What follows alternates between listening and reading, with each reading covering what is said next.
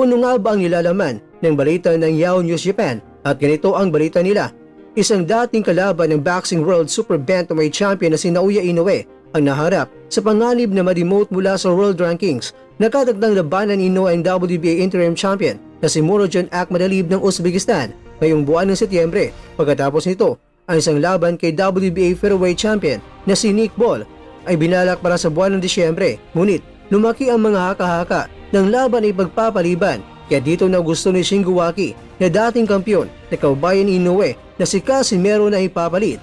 Bagamat malaki ang pagnanais na makalaban si Inoue, laban yan sa dating 3-division world champion na si John Riel Casimero. Gayunpaman, ang posibilidad na mangyari ito ay napakababa. Ang lokal na media sa Pilipinas na mismo ang nagbalita, ang Daily Tribune, at naglathala na isang artikulo na pinamagatan na ang rating ni Casimero ay patuloy nang bumabagsak. Inuulat nito